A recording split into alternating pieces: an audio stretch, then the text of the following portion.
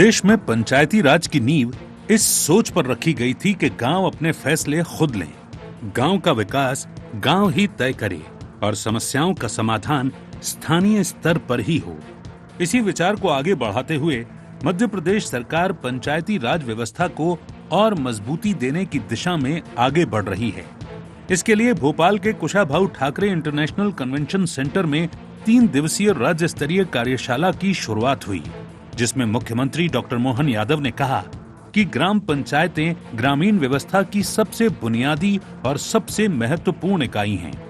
इन्हें आर्थिक और प्रशासनिक दोनों स्तरों पर और अधिक सशक्त बनाने के लिए पंचायत प्रतिनिधियों को नए अधिकार दिए जाएंगे।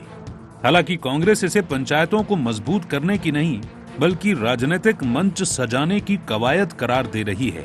वहीं सरकार का दावा है कि ये कार्यशाला सिर्फ एक कार्यक्रम नहीं, बल्कि पंचायतों को ग्राम स्वराज, सतत विकास और स्थानीय प्रशासन में भागीदारी देने की असली पहल है। 24 से 26 नवंबर तक आत्मनिर्भर पंचायत, समृद्ध मध्य प्रदेश कार्यशाला।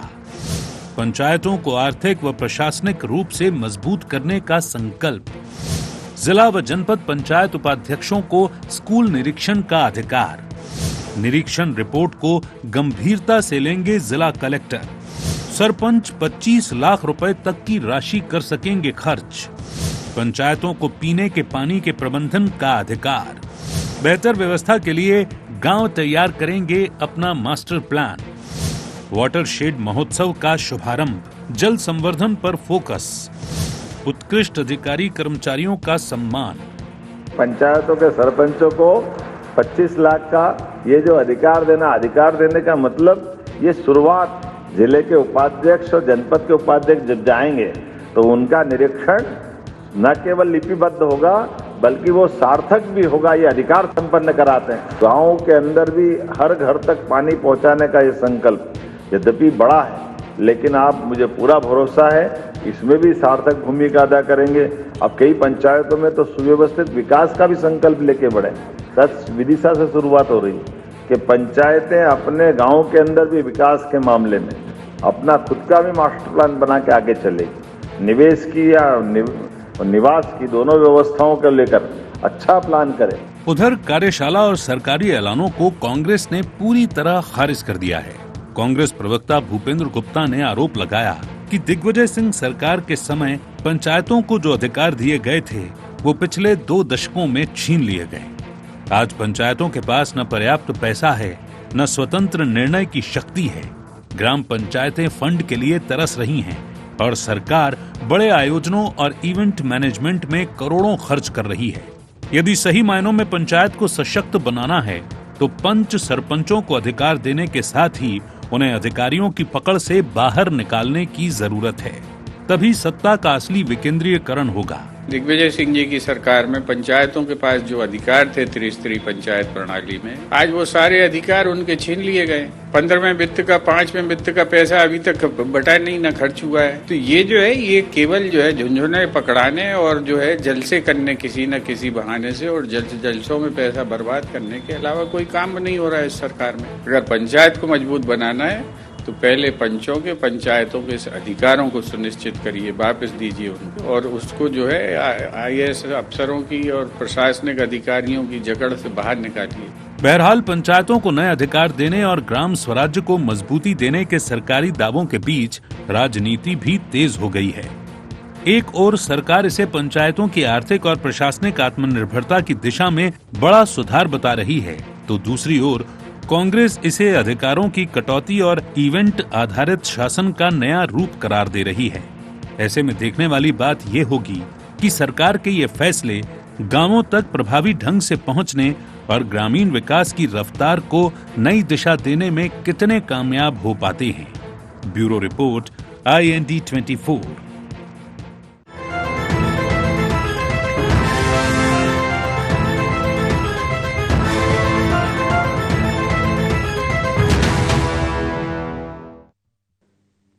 नमस्कार, IND एजेंडा पंचायती राज कल और आज में आपका स्वागत है। मैं हूं आपके साथ नवीन पुरोहित। चर्चा को विस्तार देंगे, उसके पहले IND एजेंडा के मुख्य बिंदुओं की तरफ एक निगाह डालते हैं। भोपाल में राज्य स्तरीय पंचायत कार्यशाला के क्या है मायने? क्या यह कार्यशाला पंचायतों की आत्मनिर्भरता की शुरुआत? पंचायतों को मिले नए अधिकार, जमीन पर कितना ला पाएंगे बदलाव? कांग्रेस क्यों बता रही इसे इवेंट मैनेजमेंट की राजनीति? नमस्कार, इन्हीं सवालों के साथ चर्चा में आप सबका पुनः स्वागत है। पंचायती राज यानी कि ग्राम स्वराज की पहली सीढ़ी। मध्य प्रदेश भारतीय जनता पार्टी डॉक्टर मोहन यादव की सरकार कह रही है कि उन्होंने पंचायतों को सशक्त करने की दिशा में एक कदम लिया है, सरपंचों को अधिकार दिए हैं, उनके वित्तीय जो अधिकार हैं उनको भी बढ़ाया है और उनके प्रशासनिक अधिकारों में भी इजाफा किया है। कांग्रेस कह रही है सब दिखावा है, इवेंट मैनेजमेंट है। ग्राम पंचायती राज की जो कल्पना है वो तो कांग्रेस का मूल जो प्रोग्राम है, कांग्रेस का आइडिया है, मूल विचार कांग्रेस का है।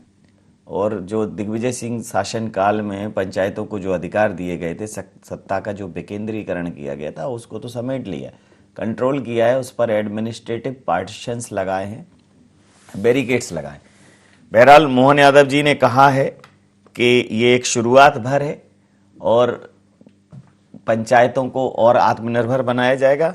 हकीकत यही है कि देश के गांव जब तक बेहतर नहीं होंगे, देश बेहतर नहीं होगा।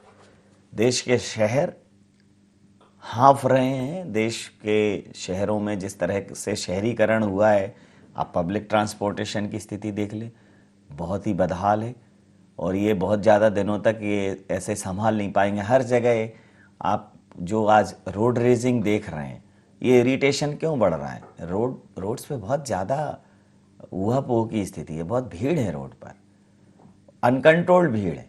आप जिस तरह की हमारे पास जो पब्लिक ट्रांसपोर्ट है वो ना के बराबर है। रोजगार के अवसर गाँव में बहुत कम है। शहरों के आसपास गांव से आया हुआ व्यक्ति आजीविका के लिए रह नहीं पाता, तो उसको सराउंडिंग से आना पड़ता है। 10-15 किलोमीटर का सफ़र करके वो आता है गांव आसपास रहता है। शहर कोई नाम के लिए वो शहर में रहता है, शहर के आसपास रहता है, शहर में काम करने आता है। उसको एक ट्रांसपोर्टेशन चाहिए, जाता है तो ट्रांसपोर्टेशन चाहिए, नहीं है तो बाइक से। बेतहाशा टू व्हीलर बढ़ रहे हैं। आप देखिए, कामगार टू व्हीलर से आ रहे हैं, मजदूर हैं टू व्हीलर से आ रहे हैं। ये कोई उसकी विकास की निशानी नहीं है, ये मजबूरी है। उनके पास नहीं है ट्रांसपोर्टेशन के साधन, उन्हें अपना एक बड़ा पैसा ट्रांसपोर्टेशन पर खर्च करना पड़ रहा है। जितने भी विकसित देश हैं, आप देखिए उनका पब्लिक ट्रांसपोर्टेशन सिस्टम बहुत मजबूत है। तो गांव से शहर की तरफ जो लोग आ रहे हैं, और शहर ऑलरेडी, इस देश के शहर ओवरलोडेड है। देश की राजधानी को तो गैस चैम्बर तक करार दे दिया गया है और अभी भी सांस न लेने लायक स्थिति है वहाँ। तो देश की राजधानी का ये हाल है। बाकी जो स्वच्छ शहर हैं, स्वच्छता सर्वेक्षण में होंगे कहीं स्वच्छ, लेकिन है नहीं। सर्वेक्षण के मापदंड क्या होंगे और कहाँ कहाँ होंगे, सैंपल सर्वे में हो सकते हैं, क्योंकि नालों के ऊपर व्यू कटर लगा दिए जाते हैं, उस पर लटका दिए जाते हैं कुछ समय के लिए गमले। वो गमले फिर धीरे धीरे हो जाते हैं चोरी, जो हमारा राष्ट्रीय चरित्र है कि हम सार्वजनिक स्थलों की चीज़ों को मानते ही नहीं है कि हमारी चीज़ें हमारे टैक्स के पैसे से। कहीं भी पीक दिया, कहीं भी थूक दिया, कहीं भी टॉयलेट कर दी। तो गांव जब तक समृद्ध नहीं होंगे, शिक्षित नहीं होंगे, व्यवस्थित नहीं होंगे, गांव में देखिए आप, गांव में रोड्स की एक प्रधानमंत्री ग्रामीण सड़क योजना से सड़कें पहुंची, लेकिन गांव की गलियां आज भी बदहाल हैं। गांव के पास कोई, जब शहर पे ही मास्टर प्लान नहीं है तो गांव के मास्टर प्लान की तो बात ही कौन करे, कौन निर्माण की परमिट। बहुत ही अनियोजित विकास है। गांव की दम फूल रही है। गांव नहीं बचे हैं, शहर नहीं बचे हैं। और मीडिया पर भी प्रश्न चिन्ह है, मीडिया बचा है क्या, इस पर भी बातचीत हो रही है। बहरहाल हमारे साथ चर्चा में शामिल हैं, इसी मुद्दे पर करेंगे चर्चा। हमारे साथ चर्चा में शामिल हैं मोहन सिंह राठौर जी, विधायक हैं, मध्य प्रदेश भारतीय जनता पार्टी के हमारे साथ हैं। अमित शर्मा जी, महासचिव मध्य प्रदेश कांग्रेस से हमारे साथ हैं। कन्हैया लोधी जी, वरिष्ठ पत्रकार हमारे साथ हैं। पंचायतों को आत्मनिर्भर बनाने की लिए एक 3 दिवसीय राज्य स्तरीय कार्यशाला का आयोजन है। डॉक्टर मोहन यादव ने कहा है कि कुआं खुद प्यासे के पास आया है। अर्थव्यवस्था हमारी ग्रामीण कृषि आधारित अर्थव्यवस्था है, और अगर आपको विकसित भारत का मॉडल देखना है तो आप एक छोटा सा राज्य है गोवा, 250-300 गांवों से मिलकर बना है। आप किसी भी गांव में चले जाइए, सबसे कम शहरीकरण गोवा में। हर गांव अपने आप में एक सक्षम पंचायत है। सबसे सक्षम पंचायत उदाहरण अगर इस देश में कहीं है तो गोवा में भारतीय जनता पार्टी की सरकार है। भारतीय जनता पार्टी की सरकार, मोहन यादव की सरकार कह रही है कि एक अच्छा विजन लेकर आए हैं, पंचायतों को और अधिकार संपन्न बनाएंगे। क्या कहेंगे अमित शर्मा जी? देखिए नवीन जी, आपको और सारे दर्शकों को प्रणाम करता हूं। पंचायतों के बारे में और पंचायती राज के बारे में जब आपने डिबेट ओपन करी तो आप ही ने बहुत सारी चीज़ें बताई कि पंचायत में गांव की और पंचायत से लगे हुए शहर की क्या अवलोकिक स्थिति है। भारतीय जनता पार्टी ने एक खाका तैयार करा और आज हमारे प्रदेश के मुख्यमंत्री ने, आदरणीय मोहन यादव जी ने, एक 3 दिवसीय कार्यशाला जो कहीं ना कहीं अधिकारियों को सचेत करने की है या गांव को सुदृढ़ करने की है, ये कार्यशाला का आज उद्घाटन करा और उन्होंने को संबोधन करा। मैं पूछना चाहता हूं डॉक्टर मोहन यादव जी से कि आपने बहुत अच्छा निर्णय करा, देर आए लेकिन दुरुस्त आए, सबेर आए। आज मोहन यादव जी की तो ये मंशा है, लेकिन पिछले 20 वर्षों से भारतीय जनता पार्टी की सरकार चल रही है, तो क्या शिवराज जी फेल माने जाएं इस ग्रामीण पंचायत में? अरे शिवराज जी खूब माने जाएं मोहन यादव जी। ये प्रश्न अब ये शिवराज जी से करने का प्रश्न है। मोहन यादव जी के इस निर्णय पर चर्चा है ना। मैं पूरी बात करूं जी जी। तो मेरी नजर में शिवराज जी फेल थे।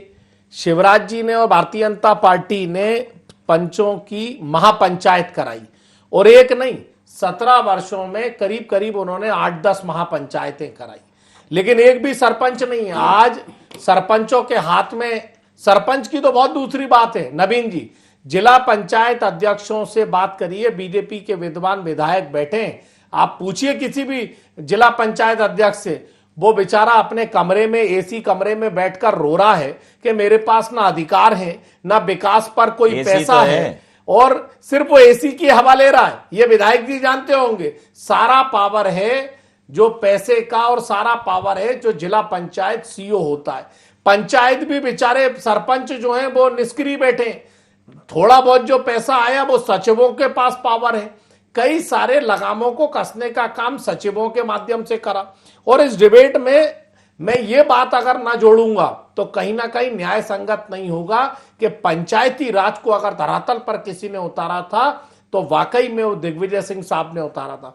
वो पूरा रोल मॉडल था। आज भी वो सरकार के पास ड्राफ्ट होगा, उस ड्राफ्ट को मैं मोहन यादव जी को आपके चैनल के माध्यम से और सरकार को सलाह देना चाहता हूं कि जो बीजेपी के विधायक राठौड़ साहब सुन रहे हैं, वही ड्राफ्ट आप एडॉप्ट कर लीजिए। तो कहीं ना कहीं जो वाकई में मंशा है सरपंच के आधार पर गांव देहातों को प्लान करना, और अगर सबसे पहले तो राजधानी भोपाल का मास्टर प्लान नहीं आया, राजधानी के सटी हुई इंदौर का मास्टर प्लान नहीं आया, और हम कई प्लान बना रहे हैं, शायद ये प्लान को छड़े भर की ताली के लिए ना रह जाए, इसीलिए ये मोहन यादव की सरकार पर प्रश्न है। मोहन यादव की सरकार पर मोहन जी ही जवाब देंगे। मोहन सिंह राठौर जी, ये पंचायती राज का श्रेय तो कह रहे हैं, ये मूल विचार तो हमारा था, आपने तो बीच में 20 साल पंचायती राज को नुकसान पहुंचाया है। अच्छी बात है, मतलब इस निर्णय पर तो वो प्रसन्नता जाहिर कर रही है कांग्रेस, लेकिन वो कह रही है कि 20 साल से आपकी सरकार थी, आप ही दर्द देते हैं, आप ही दवा देते हैं, पहले उसको डैमेज किया, अब उसको आप डेवलप कर रहे हैं। देखिए, पहले तो मैं अमित शर्मा जी जो भारत सचिव के रूप में यहाँ बैठे हैं, मैं उनका इस बात के लिए धन्यवाद करता हूं कि उन्होंने डॉक्टर मोहन यादव जी की ये जो पंचायती राज को सशक्त बनाने की पहल है, इसका उन्होंने समर्थन किया है।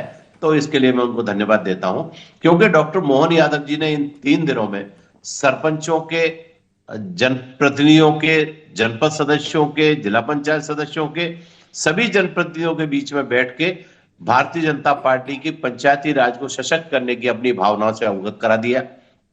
सरपंचों को 25 लाख तक के कार्य करने का अधिकार दे दिया। ये अपने आप में बहुत बड़ा पहल है। ये आप जो जिला पंचायत के जो या जनपद पंचायत के जो उपाध्यक्ष हैं, इन लोगों को ये अधिकार दिया है कि वे जाएं और स्कूलों की हमारी जो शिक्षा व्यवस्था है उसकी जांच भी करें, उस पर अपनी टिप्पणी भी लिखें और किस तरह से उसको और बेहतर बनाया जा सकता है इस बात को लेके आगे जाए। तो ऐसे तमाम सारे जो काम है, हमारे जो पेयजल की व्यवस्था है उस व्यवस्था को भी पंचायतें अपने किस प्रकार से उसका प्रबंधन करती हैं। तमाम सारे आप जो हमारे गांव हैं वो शहरों के नजदीक है, या तमाम सारी चीजें जो सुविधाएं उसमें पहुंच रही है, तो वह निवेश कैसा हो, आगे भविष्य के 5 सालों में पंचायत का स्वरूप क्या होना चाहिए, इस सब के ऊपर पूरी पंचायत बैठकर निर्णय करे। उस पर छोटे छोटे जनप्रतिनिधि, क्योंकि मैं इस पंचायती राज को और इस पंचायत व्यवस्था से बहुत नजदीक से परिचित हूं। मैं ग्राम पंचायत का पंच भी रहा, जनपद में भी रहा, जिला पंचायतों में भी रहा और आज मुझे विधायक का जनता ने दायित्व दिया है।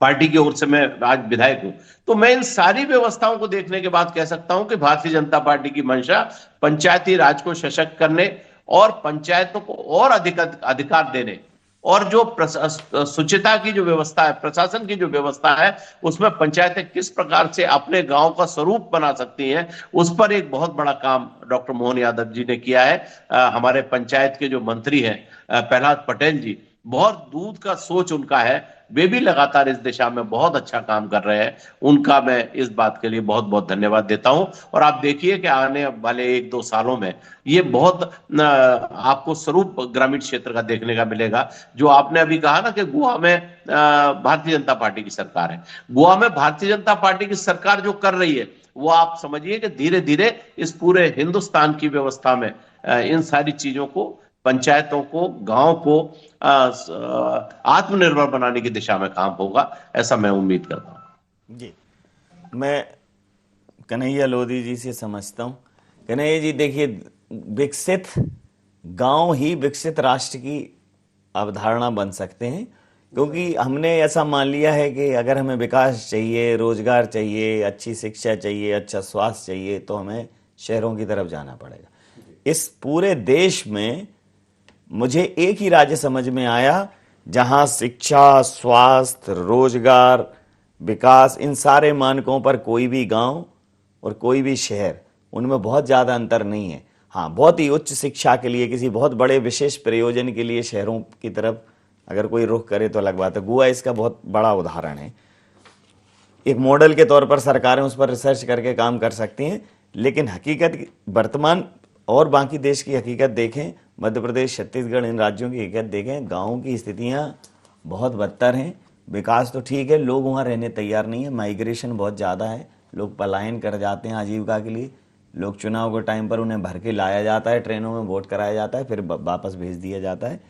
तो सरपंच चुने जाएंगे, सरपंच गांव में विकास कराएंगे, लेकिन सरकारों को अभी, हालांकि डॉक्टर मोहन यादव जी की सरकार ये रीजनल कॉन्क्लेव वगैरह सब कर रही है, गांव-गांव तक पहुंचने की कोशिश कर रही है, लेकिन बहुत समय, बहुत कुछ करने को है। और गांव अगर सुदृढ़ हुए, गांव में शिक्षा व्यवस्था सुदृढ़ हुई, रोजगार के साधन हुए, कुल मिला के लोग अगर गांव में रुकने लगेंगे और गांव में वो अपने रोजगार के साधन उन्हें मिलने लगेंगे, तो गांव बेहतर हो सकते हैं। और उसमें पंचायतें ही महत्वपूर्ण प्रशासनिक इकाई हैं, तो पंचायतों को तो सुदृढ़ करना बहुत आवश्यक है। आप सही कह रहे हैं नवन जी।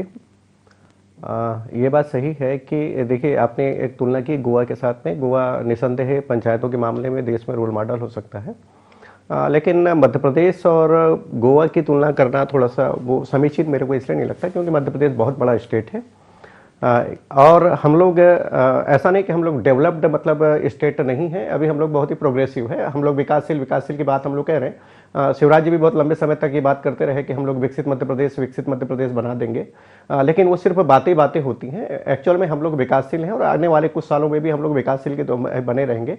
2047 का जो रोड मैप बना हुआ है, जब हम विकसित हो जाएं तब की तब होगी। लेकिन जो आप कह रहे हो कि जो ग्रामीण वाली बात आती है, तो जाहिर सी बात है कि गांव में रहता कौन है? गांव में रहते हैं किसान, और लेबर क्लास के लोग हैं जो आमतौर पे जो है वो खेती बाड़ी में काम करते हैं, और एक जो वर्ग होता है वो सबसे बड़ा जो वर्ग है वो हमारे किसानों का है।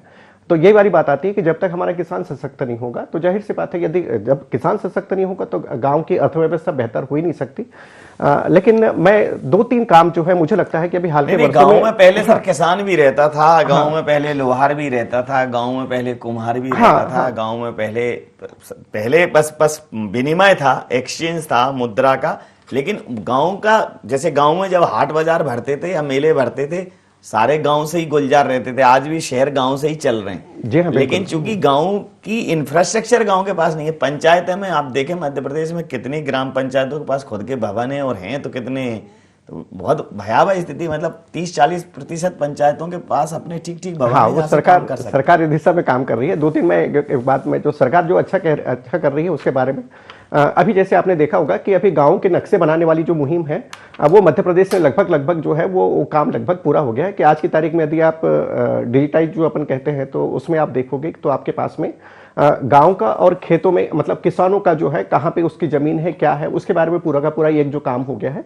मध्य प्रदेश सरकार एक और पहल कर रही है। जो बहुत बड़ी समस्या जाती है गांव में कि वो शमशान भूमि वाली जो समस्या जाती है, उसका भी रोड मैप जो है वो बनाने की बात कर रहे हैं। और मेरे ख्याल से दिसंबर 2026 का उन्होंने टारगेट रखा है कि हम लोग पूरे गांवों को जो है ये मतलब कई बार वहां पे विवाद की स्थिति बनती है तो वो भी चीजें जो है वो खत्म हो जाएंगी, इस तरह की उन्होंने प्लानिंग की है। तो मुझे लगता है कि कुछ चीजें हैं गाँव में जो है वो पानी देने की जो व्यवस्था है वो नल जल योजना के माध्यम से, तो ये भी मेरे ख्याल से 65 से 70% के आसपास जैसे सरकार का दावा है वहां तक ये लोग पहुंचे हैं अभी। हालांकि उसको लेकर के भी करप्शन की बहुत सारी बातें होती हैं। तीसरी बात मैं ये नवीन जी आपसे जितना कहूंगा कि देखिए सरकार के माध्यम से पंचायतों को पैसा तो भरपूर जा रहा है, मतलब 20 से 30 लाख कम से कम पर पंचायत को पर ईयर मिल रहा है। ये कोई छोटी मोटी राशि नहीं होती किसी भी पंचायत के विकास के लिए। लेकिन ये बात सही है कि जो हमारे पंचायत प्रतिनिधि है और जो पंचायत के जो सचिव हैं और वो जो तंत्र हमारा जो जमीनी तंत्र है, यदि वो बहुत ईमानदारी के साथ में काम करते हैं तो आपने देखा भी होगा कि बहुत सारे जो पंचायत हो वो वाकई बड़े रोल मॉडल के रूप में उभरे हैं, बहुत बढ़िया तरीके से उनका डेवलपमेंट हुआ है। लेकिन मैंने देखा है कि बहुत सारे ऐसा भी होता है कि ये जो पैसा जो जाता है यहाँ से, भोपाल से जाता है, केंद्र से जो ज्यादातर पैसे मिलते हैं, फिर उसके बाद में राज्य के माध्यम से जो है वो पंचायतों को जाता है। तो मैंने देखा है कि इसमें करप्शन भी बहुत बड़ा इशू है। कई बार तो ऐसा होता है कि मतलब योजना मतलब बाद में बनेगी, उसका शेयर पहले तय हो जाता है कि कौन कितना शेयर लेगा। ये बहुत बड़ा चैलेंज है, मैंने देखा। ये मैं माफी चाहूंगा, मैं मतलब ऐसी बात नहीं, ये किसी दिल दुखाने वाली बात नहीं है कि पंचायत यदि या सरपंचों पे कोई एलिगेशन वाली बात नहीं है। लेकिन ये बहुत ही हम लोग सामान्य तौर पे हम लोग देखते हैं, एक हम भी उसी समाज में रहते हैं, हम भी गांव में रहते हैं, जो हमको हमारा राष्ट्रीय चरित्र है ये। हाँ, ये हमारा राष्ट्रीय चरित्र है कि हमारे भोपाल में अभी जब ग्लोबल इन्वेस्टर समिट हुआ, फव्वारे लगाए गए, फिर कुछ दिन बाद मैंने देखा कि फव्वारों के चारों तरफ जालियां लगाई गई, उनको ब्लॉक किया गया। फव्वारे ले जाते नहीं तो लोग बिल्कुल ले गए। ये हमारा राष्ट्रीय चरित्र है। अभी बहुत सारे चौराहों में जो है अंधेरा पसरा हुआ दिख रहा है, ये हमारा राष्ट्रीय चरित्र है। तो इसमें कोई दिक्कत नहीं। यथा राजा तथा प्रजा, आप ये समझिए कि यथा राजा तथा प्रजा ये तब होता था जब राजतंत्र था। अब यथा प्रजा तथा राजा, वो बुरा लगे पब्लिक को भाई। ये जो करप्शन का हम रोना रोते हैं ना, उसकी शुरुआत हमारे अपने घरों से होती है। बिल्कुल हम कहाँ बिजली के बिल में कटियां फंसा पाए, कहाँ खाद की बोरी 2-4 जुगाड़ कर पाए, कहाँ मिट्टी का तेल सब्सिडी पे मिल पाए। जब ये सब चीजें हम कर रहे हैं ना, तो जो जिस लेवल पे वो उस लेवल पे कर रहा है, तो तुम्हें कहाँ हरिश्चंद्र मिलना है? नहीं मिलेगा। जी आप कुछ कह रहे थे, आपके उसमें वो सुशासन आया हुआ था, सब कांग्रेस थी तब पुष्प वर्षा होती थी गांव में। बोली ये कहा कि सरकार ये कर रही है, सरकार वो कर रही है। सरकारें तो सब ठीक कर रही हैं, लेकिन जो नीचे विधायक चुने गए हैं, जिला पंचायत सदस्य चुने गए हैं, वो जो सरकार के हिस्से हैं भारतीय जनता पार्टी के, वो क्या कर रहे हैं? नल जल योजना में आप देखिए कि मध्य प्रदेश में करोड़ों रुपए का भ्रष्टाचार हो गया, करोड़ों रुपए, और जिसकी जांच चल रही है। नल जल योजना में हर संभाग को करीब करीब ये समझिए कि हजारों करोड़ रुपए मिला है, लेकिन वो भ्रष्टाचार की भेंट चल रहा है। ये कर रहे हैं भारतीय जनता पार्टी के विधायक, ये कर रहे हैं सरकार के प्रतिनिधि। अब जैसे ये बात आई कि प्रशंसा करें। शॉर्ट में। राठौर जी ने कहा कि मैं बिल्कुल निश्चित तौर पे, अगर जीतू पटवारी जी ने कहा है कि अगर सरकार सार्थक कदम उठाती है, कार्य करती है, तो आप उसकी विपक्ष के नाते आप उसकी प्रशंसा भी करें, और जब गलत काम करेगी तो आलोचना भी करें। अब देखिए आलोचना कहां बनती है, प्रशंसा। जिस देश के प्रधानमंत्री जी ने कहा कि हर सांसद एक गांव लेगा, याद होगा राठौर साहब को, और सारे सांसदों ने एक एक गांव लिए। भोपाल के पूर्व सांसद आलोक संजर जी ने बैरसिया का गांव लिया। आज उनसे पूछ लीजिए, वहां विकास तो छोड़ दीजिए, एक ईंट नहीं रखी गई होगी किसी सांसद की, वो गोद लेने की बात आई तो गोद ले लिया, सिर्फ वो गोदी में भ्रष्टाचार का पैसा ले लिया, लेकिन किसी भी तरह का विकास का कार्य नहीं हुआ। भ्रष्टाचार, कांग्रेस कह रही है कि भ्रष्टाचार इतना है कि आप पहले ही पर्याप्त योजना है, आप इतना भ्रष्टाचार कांग्रेस भारतीय जनता पार्टी की सरकार में है कि सब भ्रष्टाचार की भेंट चढ़ जाता है। अब ये चाहे पैसे बढ़ा लो चाहे योजना बना लो, जब सही बिल नहीं होगी, इच्छा शक्ति नहीं होगी, तो क्या मतलब है? देखिए आदरणीय पुरोहित जी, मैं बहुत साफ साफ आपसे कहना चाहता हूं कि हमारे कांग्रेस के जो मित्र भ्रष्टाचार की इतनी सारी बात कर रहे हैं, तो ये उसी पार्टी में इस बात को करना चाहते हैं कि जिस पार्टी के मुखिया ने कभी कहा था कि हमारे 100 रुपए हम बेचते हैं और उसमें से 15 रुपए पहुंचते हैं, 85 रुपए भ्रष्टाचार की भेंट चढ़ जाते हैं। और आज भारतीय जनता पार्टी के जो मुखिया है डॉक्टर मोहन यादव जी प्रदेश में, और केंद्र में हमारे माननीय नरेंद्र मोदी जी, इन्होंने एक बटन दबता है, लाडली बहना के खाते में 1500 रुपए पहुंचते, 1 रुपए का कोई दलाली नहीं कर सकता। प्रधानमंत्री आवास की किस्त केंद्र सरकार से आती है, सीधी हितग्राही के खाते में जाती है, 1 पैसे का भ्रष्टाचार नहीं होता। आपकी किसान सम्मान निधि का पैसा, 1 पैसा कोई भ्रष्टाचार नहीं कर सकता। 100% पैसा हितग्राही के पास पहुंचे, चाहे भले वो किसी भी प्रकार की योजना हो। ये कांग्रेस का और भारतीय जनता पार्टी का अंतर है। कांग्रेस में 85% भ्रष्टाचार में जाता था, आज भारतीय जनता पार्टी में 100 का 100% हितग्राही के पास पहुंचता है। और आपने भी जो एक बात कही, उससे बात मैं सहमत नहीं हूं कि हमारा राष्ट्रीय चरित्र भ्रष्टाचार का है। बिल्कुल गलत बात है। नहीं, इसलिए अरे सुनिए, तो राष्ट्रीय चरित्र भ्रष्टाचार का इसलिए कि जो भ्रष्टाचार सूचकांक है ना, आप तो गूगल कर लो, पूरा विश्व, हम भले ही कहते रहे, मैं उसमें मैं खुद भी सब शामिल है। व्यक्ति भ्रष्टाचारी हो सकता है, ये राष्ट्र तो सदैव, अरे आप समझिए, एक राष्ट्रीय चरित्र इसमें कि जिस देश में ज्यादा भ्रष्टाचार हो रहा हो, जो देश सबसे ज्यादा शिक्षा में अच्छा है, उस देश का शैक्षणिक चरित्र बहुत अच्छा है। आप भले ही नहीं, आज मैं तो ये कह रहा हूं, हम तो ये कह रहे हैं, हम तो भ्रष्टाचार, अच्छा इसको ठीक कर लेता हूं, हम भ्रष्टाचार में विश्व गुरु हैं। भ्रष्टाचार जितना, जैसे पाकिस्तान है हमसे ज्यादा भ्रष्ट है, अब वो कह दे कि हम तो भैया, मतलब हम इस कौन से आप बांग्लादेश हमसे ज्यादा भ्रष्ट है, तो हम उस सूची में, अगर आप टॉप 10 देश देखें तो हम उसमें हैं। अब हम इस सच्चाई से मुंह छुपा लें। नहीं, मैं पुरोहित जी आपसे दूसरी बात कह रहा हूं कि 2014 के पहले केंद्र सरकार में सिर्फ भ्रष्टाचार के बड़े मैं आपसे एक बात कह रहा हूं, ये इन आंकड़ों की पुष्टि कर लेना। मैं आपसे सिर्फ इतनी बात कह रहा हूं, इन आंकड़ों की, इसीलिए मैं कह रहा हूं, इन आंकड़ों की पुष्टि कर लेना। 2014 के पहले स्विस बैंक में भारतीयों का जितना काला धन था स्विस बैंक्स में, 2024 में उसमें गुणात्मक वृद्धि हुई है।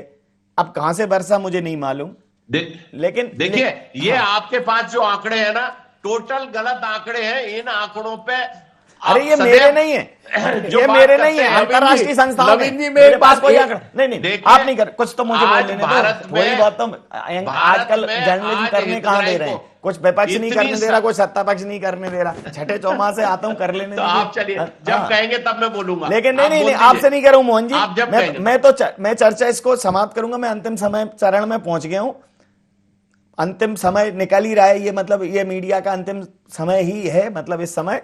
लेकिन मेरा कहना सिर्फ इतना है कि ये जो आंकड़े ये मेरे नहीं है, आप इन सारे आंकड़ों की पुष्टि जो है, जो आर्थिक संस्थाएं हैं उनके द्वारा जो सर्वे जारी होते हैं उनसे कर सकते हैं। अंतिम प्रतिक्रिया मैं आप ही की बात को नवीन जी आगे बढ़ाऊंगा कि आपने भ्रष्टाचार की बात की, तो अभी पीएचई में जो अपना नल जल वाला जो काम हुआ है, तो एक तो भ्रष्टाचार के मामले की जांच चल रही है, दूसरा ये कि हम डिले हुए, हम लोगों ने अपना काम जो है वो समय पे नहीं किया। नतीजा ये हुआ कि केंद्र सरकार ने अपना जो पैसा है वो रोक दिया है मध्य प्रदेश सरकार को बोला है कि भैया अब हम आपको पैसा नहीं देंगे, आपको जो भी काम करना है वो अपना खुद के व्यवस्था बनाइए और खुद अपने पैसे से अपना ये काम करवाइए। गुजरात की तो मध्य प्रदेश में अभी कंपनियां मध्य प्रदेश में काम कर रही हैं। मध्य प्रदेश में करप्शन को लेकर के इतना हाहाकार मचा कि केंद्र सरकार तक ये जो है वो मामला गया है और अभी भी वो जो है जांच का विषय है, वो चल ही रहा है अभी।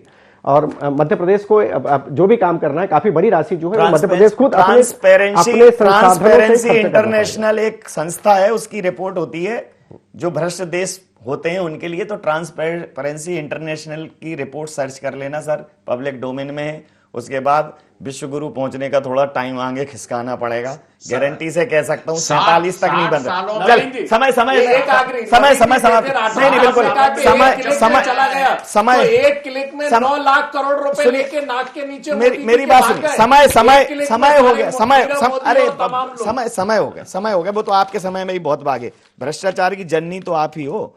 इस व्यवस्था का कोई हल नहीं होगा, न लगर है तो जल नहीं होगा, जनता मरोड़ती रहे टोंटी। और जो कह रहे हैं कि कल बहुत अच्छा होगा, ऐसा कल नहीं होगा। 70 निकल गए हैं, 70 और निकलेंगे इसी व्यवस्था के साथ। अच्छी शिक्षा, अच्छा स्वास्थ्य, अच्छा रोजगार, ये जब तक नहीं होगा कुछ होना नहीं है। और अभी इसकी बातें कोई नहीं कर रहा है। अभी तो बहुत चीजें खतरे में, चूंकि ये कम्युनिटी खतरे में, इसलिए मैं खतरा ही नहीं बोल सकता कि खतरा कहां है। बहरहाल खतरे की घंटी बज गई, क्योंकि टाइम हमें कह रहा है कि अब बिल्कुल चुप हो जाए। एंड एजेंडा में थे, अब बन रही है IND24 के साथ। देखते रहिए IND24। नमस्कार।